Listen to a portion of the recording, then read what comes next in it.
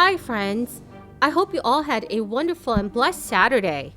A large number of Americans may receive a new $600 stimulus check within the next few weeks. This is great news for millions of Americans. So in today's video, I will be sharing with you how many of you are still eligible to claim financial aid from crisis relief programs. Friends, please make sure that you are subscribed to my channel and stay tuned until the end of this video to enter next Friday's $100 Walmart gift card giveaway. The second round of Golden State stimulus is still in full swing, with payments being sent out in batches since the month of September. These checks are available to all Californians who earn under $75,000 a year, unless they receive checks in the first Golden State stimulus at the start of 2021. Around 9 million Californians became eligible to receive the $600 direct payment after the requirements were expanded in July.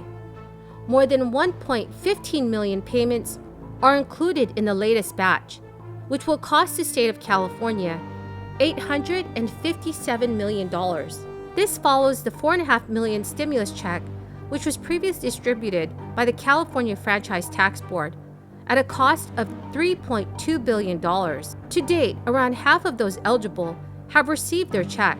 Andrew LePage, a spokesman for the California Franchise Tax Board, told ABC News that over 750,000 checks were mailed out on November 1st. This follows a previous batch sent out on October 29th, which reached more than 400,000 tax filers through direct deposit. Payments are due to be sent out every week until the end of this year. This is to ensure everyone who has applied for the payments receives them. Most of who has received checks so far has received them in the form of direct deposit, as the process for mailing these checks is longer and more complicated.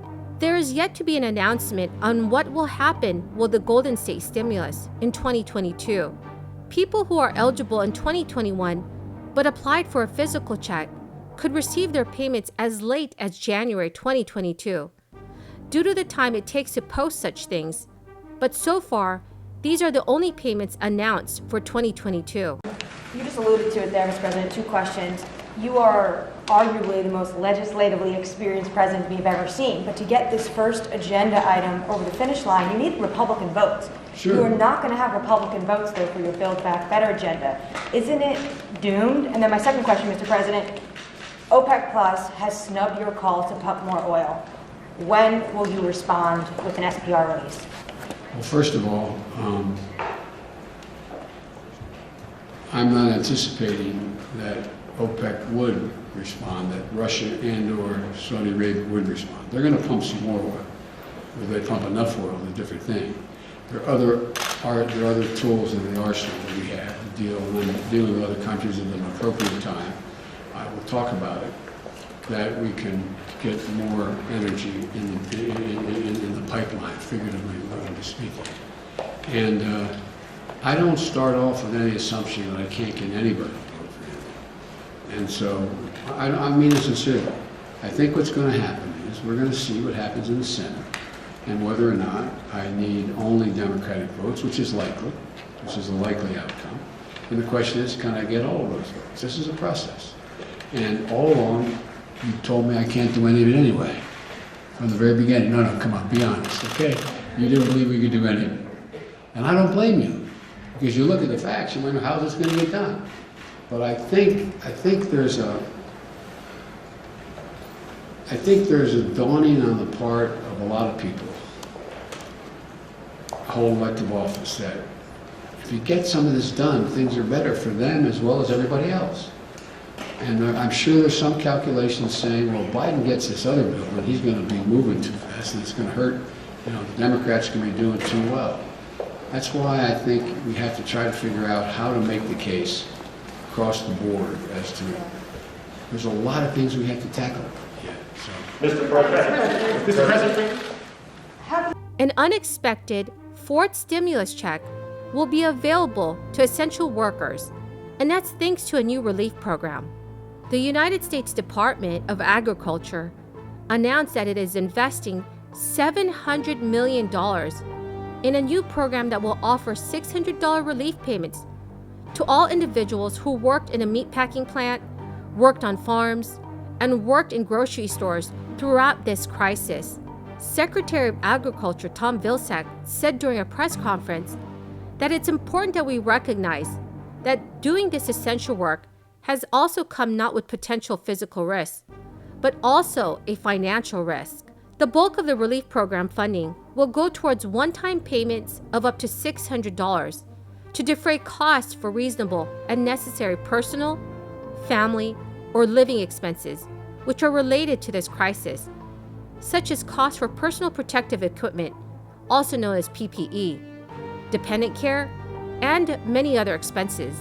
The program details are still forthcoming, but many officials said that more information on the application process for workers who are eligible will be available by late fall of this year. Tom Vilsack also noted that these workers were the reason millions of American families across our nation were able to provide food on the table, and they deserve to be supported. Much needed relief is now coming for these workers. So friends, what are your thoughts on these new relief checks? Please leave your thoughts in the comments section below. Friends, the key word for this video is grateful. If you would like to enter next Friday's $100 Walmart gift card giveaway, please make sure you click and like my videos, comment below today's keyword, and also make sure that you are subscribed to my channel. The Biden administration is greasing the wheels of the struggling federal rental aid program, but many renters are still being left out. The Emergency Rental Assistance Program was born out of the relief bill that Congress passed in December of 2020 to help low and moderate income households who were behind on their rent and utilities. In the early months of this program, the money was slow to flow. Federal data shows that the pace of emergency rental aid going to tenants has increased in recent months. After the Supreme Court ended the federal eviction moratorium in August, the level of protection for renters who cannot pay their rent has varied state by state. The Treasury Department has tried to speed up payments by warning local officials it would begin to take back excess funds from their states that lag in distributing the payments and give them to high-performing states. While the agency has given unsuccessful programs some leeway, allowing them to submit plans to reform and save their funds, millions of tenants are running into roadblocks, even in places that are considered to be doing so well. So friends, do you think that the Supreme Court should reinstate the federal eviction moratorium? Please leave your thoughts in the comments section below. Thank you so much, friends, for joining me here this Saturday night. I truly appreciate all of you who are watching my videos. To say thank you, I'm giving away 3 $100 Walmart gift cards this coming Friday. To enter, all you have to do is click and like my videos, make sure that you are subscribed to my channel, and comment below the keyword. Thank you, friends, and you all have a wonderful and blessed weekend.